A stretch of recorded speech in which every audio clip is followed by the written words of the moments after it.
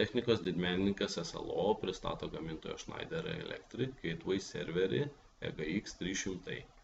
Tam, kad paleisti EGX 300 Gateway serverio demonstracinį puslapį, interneto naršyklėje surenkame adresą http://egx.powerlogic.com, jungiamės.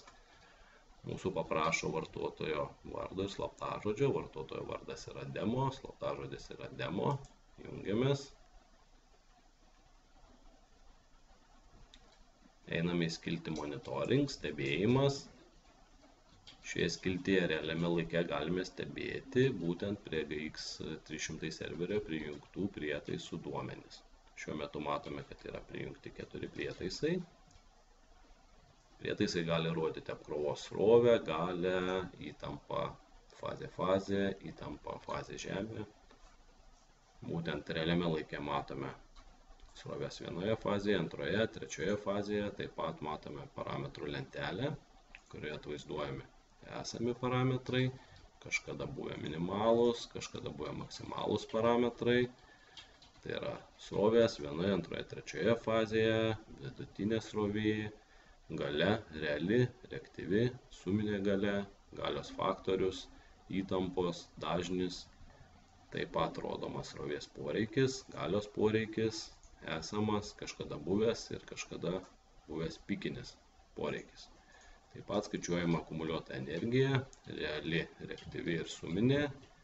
Matome, kada paskutinį kartą buvo nulinti skaitliukai. Taip pat galime stebėti šiuos parametrus, bet iš kelių prietaisų vienu metu. Tarkime, pasirenkame galią, pasirenkame kelis prietaisus ir matome esamos poreikis, pikinis poreikis abiejose prietaisuose.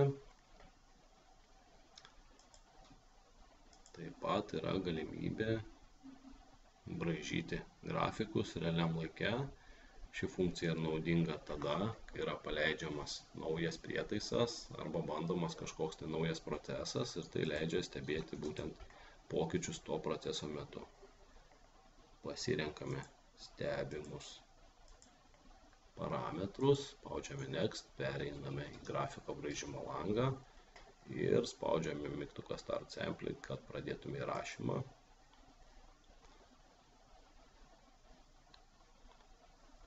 Matome realiame laike braižomas kreivės. Kreivės yra spalvotos, žemiau pavaizduota, ką kuri kreivė reiškia. Stabdome įrašymą.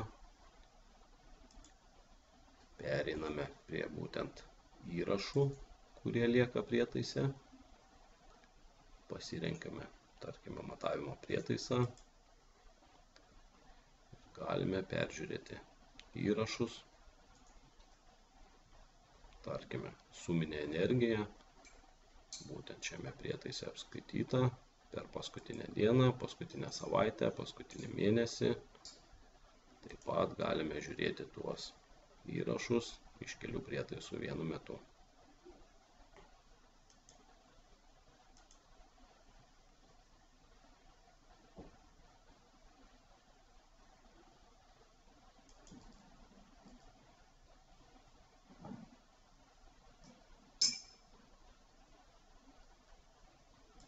Pasirenkame prietaisus, pasirenkame duomenis, kuriuos norime matyti. Ir taip pat matome grafiką suminės energijos už paskutinę dieną abiejuose prietaisuose, per savaitę, per mėnesį. Galime nubraižyti ir sudėtingesnių grafikų, kurių pagalba galime palyginti šios dienos ir praeitos dienos rezultatus, šios savaitės ir praeitos savaitės rezultatus ir panašiai. Tarkime, pasirenkame prietaisą, pasirenkame parametrą, kurį norime matyti, pasirenkame laikotarpius, tarkim, šie metai lyginant su praėjusiais, brėžiame grafiką, matome, kad šiais metais suminės energijos suvartojame žymiai mažiau nei pernai metais. Toliau pereiname prie valdymo skilties, kurioje galima nunulinti tam tikrus parametrus prietaisuose. Minimalias, maksimalias reikšmes, pikinės srovės ar galios poreikį, akumuliuotą energiją. Diagnostikos skiltyje būtent matome statistiką, internet tinklo, nuoseklaus prievado, vartų informaciją, prisijungimo prie FTP serverio informaciją, jeigu tokia buvo, failų sistema, kiek yra likę laisvos vietos, modbus informacija ir visa kita informacija. Taip pat yra galimybė nuskaityti prietaiso registrus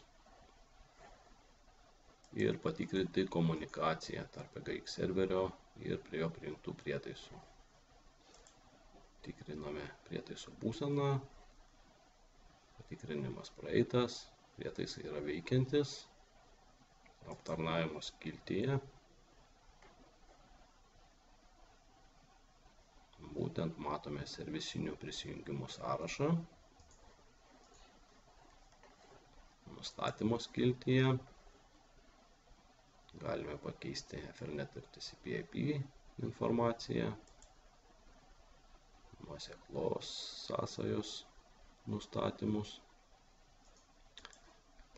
pamatyti būtent kokie yra prijungti prietaisai šiuo metu prie EGX serverio, prietaisų sąrašą.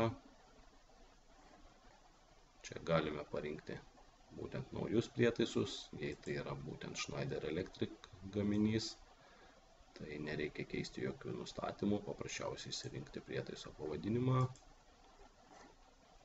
pavadinti kažkokiu savo vardu prietaisą. Taip pat galime pasirinkti būtent iš kurių prietaisų yra archyvuojama informacija, pasirinkti konkrečiai kokią informaciją mes norime archyvuoti, uždėdami varnelę, pasirinkti duomenų eksportavimo tipą, tai pavyzdžiui duomenys EGX serveris gali siųsti elektroninį paštą, nurodant kas kiek laiko yra siunčiami duomenys, kas valandą, kas dieną, kas savaitę, kas mėnesį, nurodomas elektroninio paštas ir kiti duomenys. Galime pasirinkti archyvuoti duomenys FTP serverį arba HTTP serverį. Taip pat yra nurodomi būtent dokumentai susijęs su EGX serveriu, EGX serverio nustatymai